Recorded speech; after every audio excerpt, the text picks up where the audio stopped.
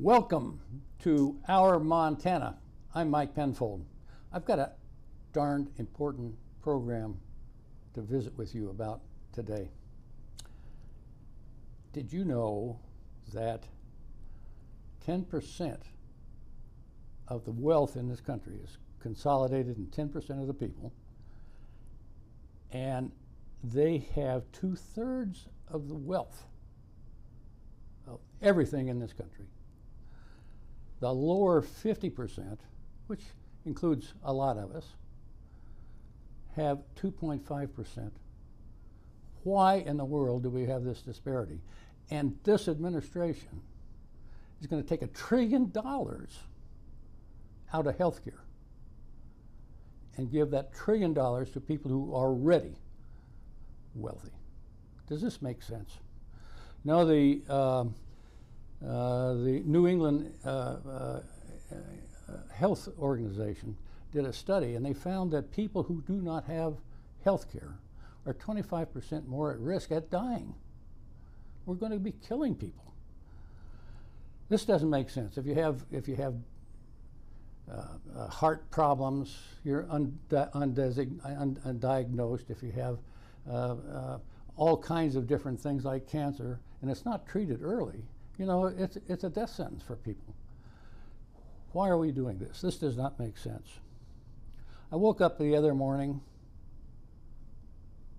and here was a machine tearing the bricks out of the east wing of the White House. Does that make sense? It felt like what's happening to our democracy. Brick by brick, it's being taken apart.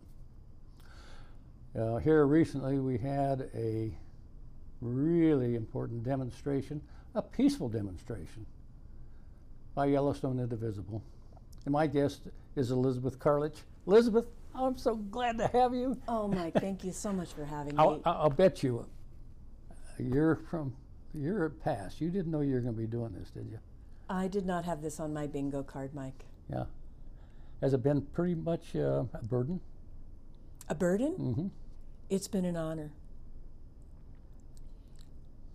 It feels like there's no more important work than to try to help our community stay strong so that what's happening doesn't freeze us out of the fear that strickens people from what's going on.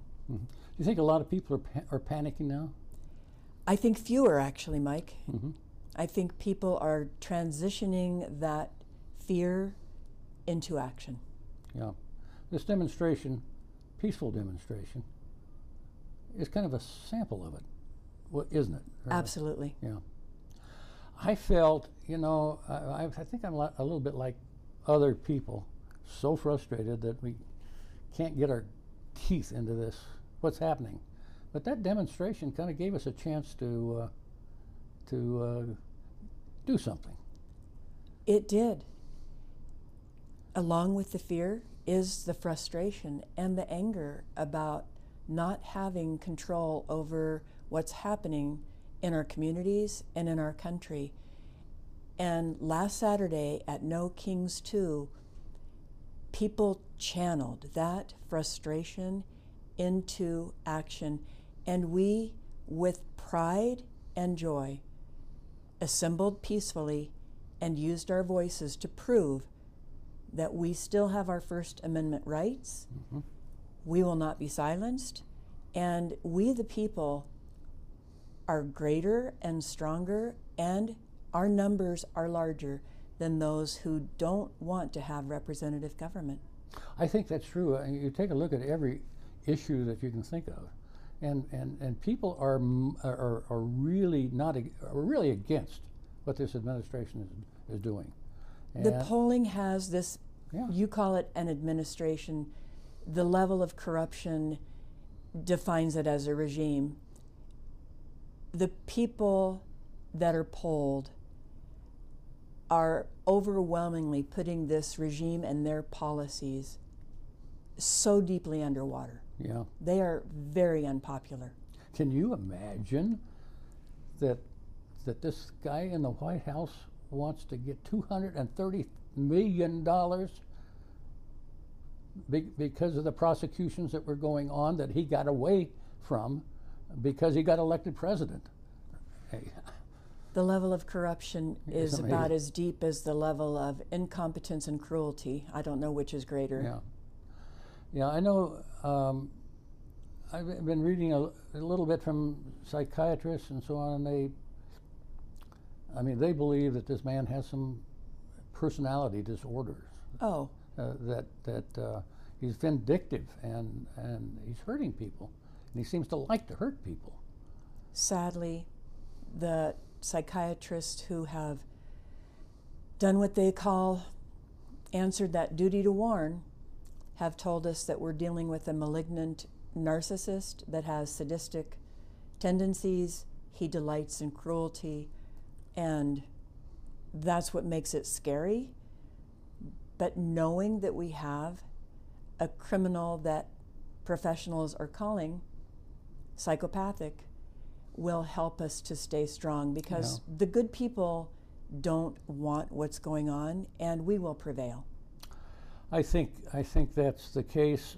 Now, Indivisible is not a partisan organization, is it? It is not. We are a nonpartisan organization.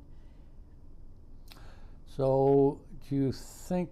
I don't it's hard to get a grip on why people in the Republican Party haven't caught on. They know better. They can see just like we can what's going on. And you'd think that Indivisible in Billings, Montana, and across this state would be a signal to our delegation. Hey, you guys need to pay attention. So it might be splitting hairs here, Mike. And with all due respect, I disagree a little bit with what you just said, in Please that do. there are many Republicans who see what's going on for what it is, and they're not happy.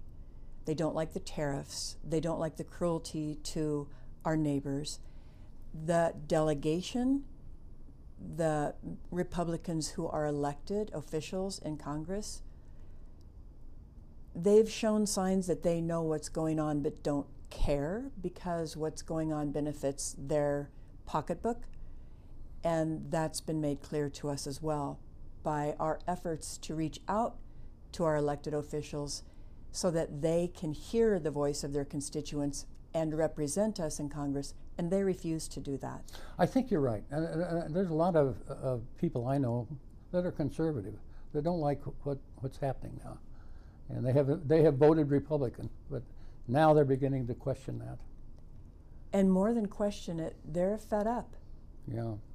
They are realizing that this is not about political parties. This is about decency. This is about caring. This is about humanity. And what is happening bothers them to their core, and they're not having it. Yeah. Well, I took some pictures of the demonstration. You did? The peaceful demonstration. Wonderful. And I got some of your pictures, and I'd like to show some of them. Here, let's do this. Oh, that would be fabulous. Yeah. So thank you for doing that. Yeah, so no kings. If we could have the slides. And so we're going to start out with a little video. Some of the slides that you have. This is a person that you know. Okay. Here. Over here? Yeah. Okay. I recognize that person. Yeah. Well, peacock leggings. The whole idea was to have fun, be in joy, and dress up. So, I think that's right. Who was the band? That was a really good musical encore that you had there. This is Perry Birch. He lives in Absaroka, and he's a veteran and a retired police officer. He and his wife Faith are musicians, and they're wonderful human beings. It was quite a nice thing that we had there. And there's other organizations there. Yellowstone Valley Citizens Council. Who else was there? Big Sky 55 Plus. I've got a slide of them. Oh, good, good. Uh-huh. And who else? Forward Montana. Forward Montana.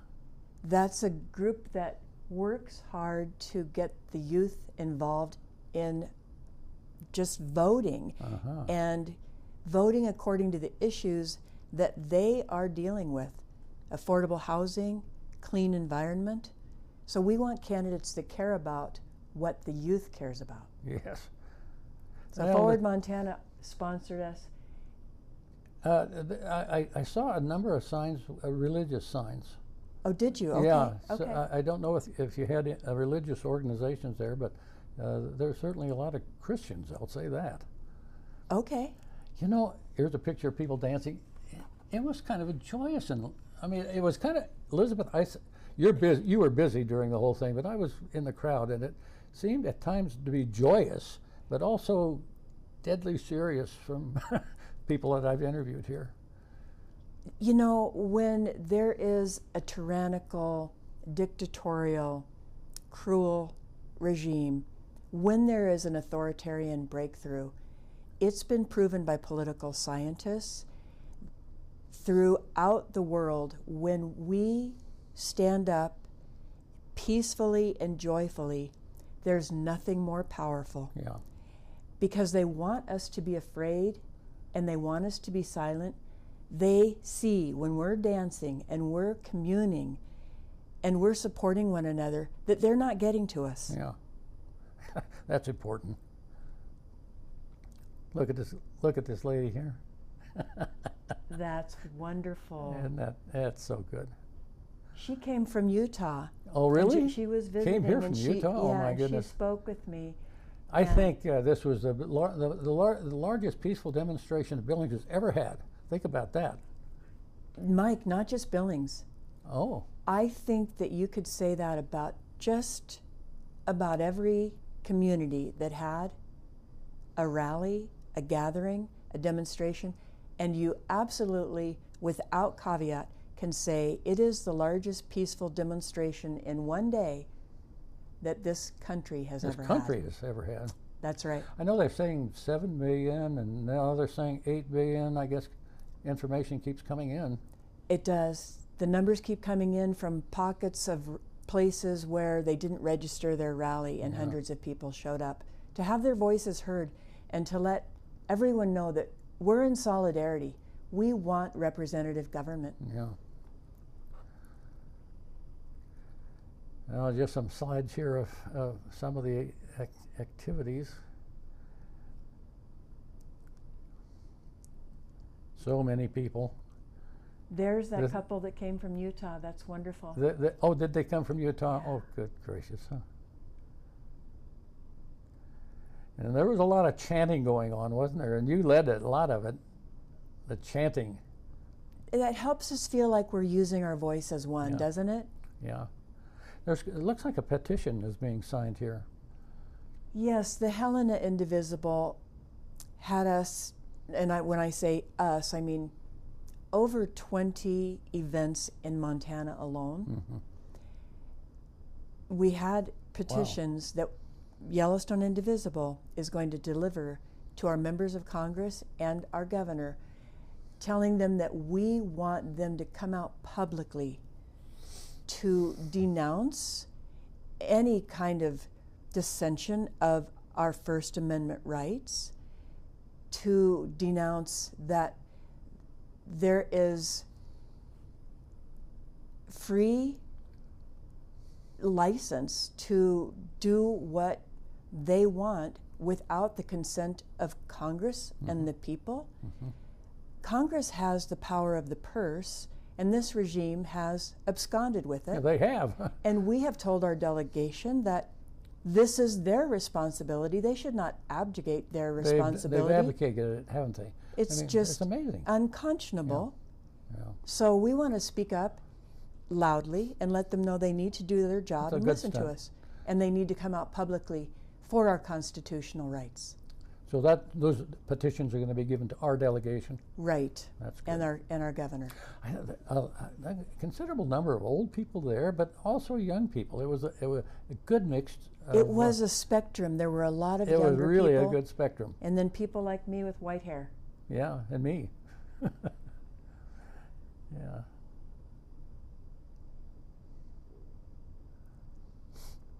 Yeah, it was just so much was going on all the time there. Patriotic things. It was more patriotic than, and no major conflict, no conflicts at all, were there? Not in the whole country was there any report of violence. That's phenomenal. That's amazing. That is to be emboldened and shouted out with great success. Yeah.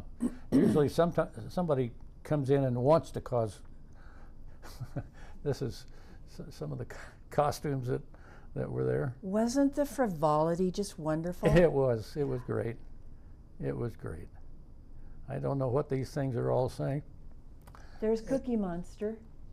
Yeah, it says tax cuts for billionaires. I've got pictures of signs and here. Crumbs for the rest of us, it says. Yeah, yeah, that's perfect for Cookie Monster. I know who's under that costume. Do you? I do. Uh-huh. Yeah. A lot of American flags like this one here. It was quite patriotic. Well, we love America. Yeah. We love our country, and we want to save it. So, Elizabeth, I've got little interviews here I want to show you. Zero! No kids! That's some serious energy. All right, we have a petition going around because we want to... Oh, I know who made that sign, America the We want to Beautiful. hear it That's for great, legal isn't it? Yeah, women he's a voters who've been retired helping teacher us of vote Latin. and He's hold so on. artistic. Yeah. Oh, there's Lisa with her yellow Yeah, tutu. there's Lisa. Oh, there's Steve. He sang the national anthem, and he had a lot of people asking him if he would sing it. This fellow was saluting a lot of people who had their hands over their hearts, and it was. We truly do have a lot of honor for our traditions, for our We do. Constitution. We do.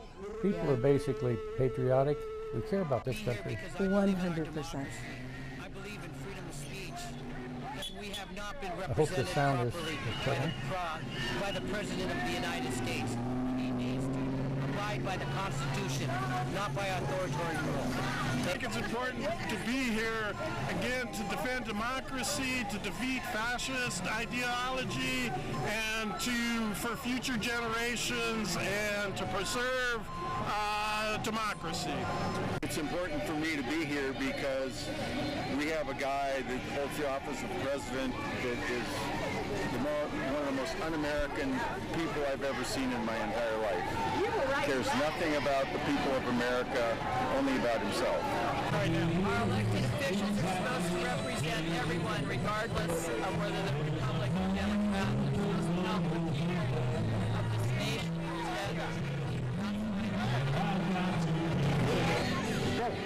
It's important to be here because this shows the number of people and the energy we have to protect our democracy. The key thing is, with this energy, how do we focus it for change? But you have to have the energy first. To protect what we have in America.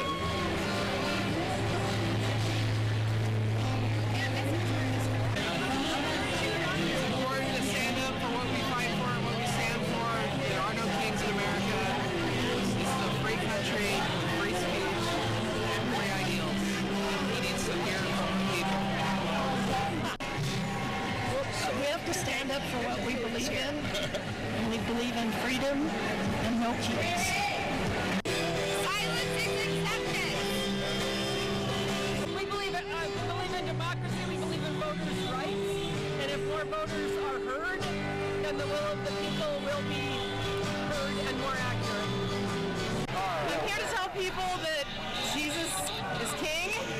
I'm not here protesting anything. I'm here because we have a lot of Marxists, not just people who hate fascism, and Marxism is not compatible with Christianity. It's not compatible with a free society. And so I'm here to tell people that Jesus loves them, and I love to talk to them about that if they would like to talk. I'm here because I am concerned about the future of our planet when we have a king who denies global warming. Makes me very sad.